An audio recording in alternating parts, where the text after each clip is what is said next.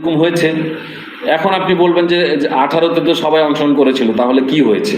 ব্যাপারটা হলো, যখন বিএনপি দীর্ঘ সময় আন্দোলন করছে তখন কিন্তু আমি আমার এই ইউটিউবের মাধ্যমে আমি আমার পত্রিকার মাধ্যমে, আমি একটা পত্রিকায় তো জব করি, সেই পত্রিকায় আমি রিপোর্ট করেছি, লিখেছি প্রতিবেদন, এবং ইউটিউবের মাধ্যমে আমি কিন্তু বিএনপিকে আহ্বান করেছিলাম যে আপনারা একটা কাজ করেন, এইভাবে তত্ত্বাবধায়ক সরকার মুখস্থ না করে আপনারা নির্বাচন কমিশন নিয়ে একটা সংশোধন করেন। কিভাবে সংশোধন করবেন আমি বলে দিচ্ছি যে কিভাবে সংশোধন করবেন। যদি এইভাবে নির্বাচন কমিশনটা সংশোধন হয়, আপনি একেবারে পিওর ইলেকশন করতে পারবেন এবং একেবারে নিরপেক্ষ ইলেকশন হবে।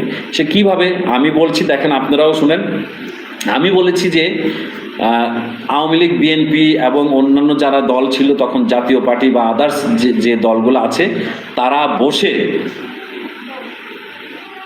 একজন প্রধান নির্বাচন কমিশন ঠিক করবে। হয়তো তিনি সুপ্রিম কোর্টের প্রধান বিচারপতি, অবসরপ্রাপ্ত প্রধান বিচারপতি হতে পারে, অথবা অ্যাপিলেট ডিভিশনের কোনো অবসরপ্রাপ্ত বিচারপতি হতে পারে, একজন ঠিক করবে। এছাড়া আরও 5 জন বা 8 জন বা 10 জন এরকম ঠিক করবে তারা, যে টোটাল নির্বাচন কমিশন তৈরি করবে।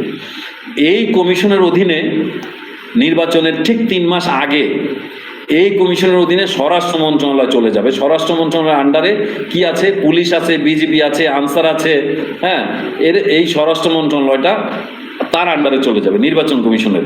তারপরে যাবে হলো জনপ্রশাসন মন্ত্রণালয়। এখন জনপ্রশাসন মন্ত্রণালয়ের আন্ডারে কি আছে?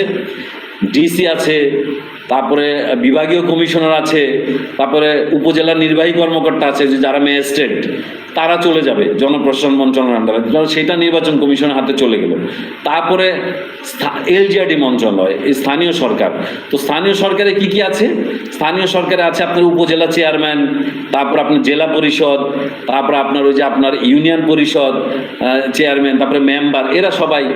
অর্থাৎ এই গুরুত্বপূর্ণ 3টা মন্ত্রণালয়, আর পাশাপাশি আমি বলেছি অর্থ মন্ত্রণালয়, এই 4টা মন্ত্রণালয় নির্বাচন কমিশনের হাতে যাবে 3 মাস আগে, ইলেকশনের 3 মাস আগে।